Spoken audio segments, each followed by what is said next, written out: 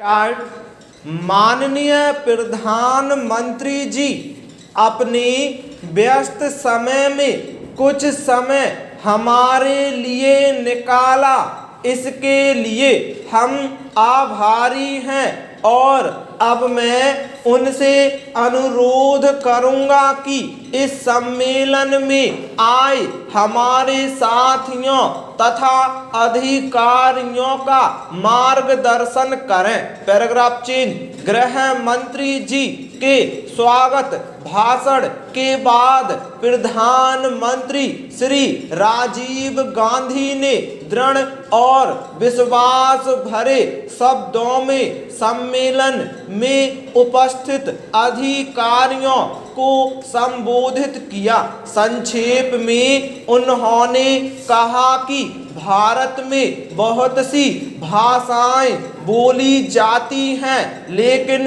हिंदी को सबसे ज़्यादा लोग समझते हैं और बोलते हैं। इसलिए हिंदी को हमने राजभाषा बनाने के लिए चुना है।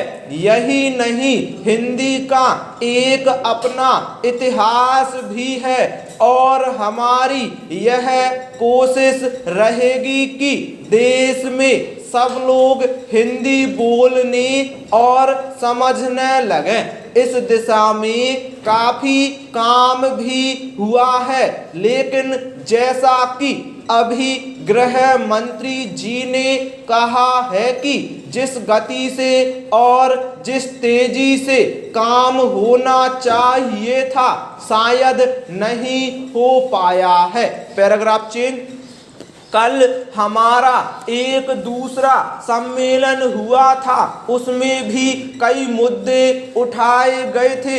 एक मुद्दा जो सामने उभर कर आया वह यह था कि आज भी सरकार का काम उचित भाषा में हिंदी में नहीं हो पा रहा है, जबकि जो आंकड़े पेश किए गए थे उसके हिसाब से किसी विभाग में 99%, किसी में 98% और किसी में 95% अधिकारी और कर्मचारी को हिंदी का कार्य साधक ज्ञान था। हमें यह संरचना होगी कि ऐसा क्यों हो रहा है। यदि लोग हिंदी समझते हैं तो हिंदी में काम क्यों नहीं हो पाता?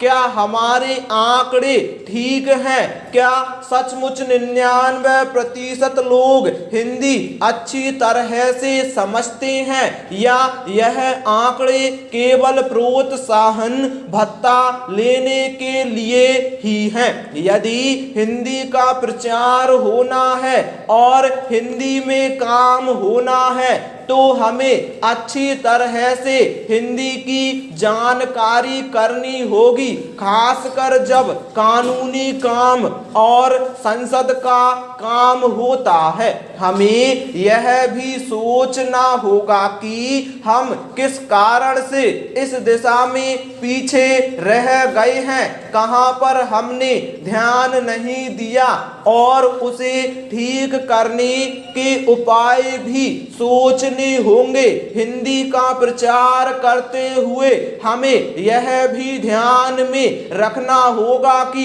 दूसरी भाषा बोलने वाले लोगों को यह अनुभव नहीं होना चाहिए कि उनके ऊपर हिंदी जबरदस्ती थोपी जा रही है, क्योंकि अगर उन्हें यह लगा तो वे विरोध करेंगे। जो काम हम प्यार से और समझाकर कर सकते हैं वह जबरदस्ती करने से नहीं हो पाएगा। इस बात को अच्छी तरह से समझकर ही हमें हिंदी का प्रचार करना है। साथ साथ हमें यह भी देखना है कि भारत जैसे बड़े देश जिसमें इतनी भाषाएं बोली जाती हैं, वहाँ यह भी आवश्यक है कि एक भाषा ऐसी हो जिसे सब लोग समझें और जो पूरे देश को एक सूत्र में बांध सके। हमने इसके लिए हिंदी को चुना है। स्टॉप।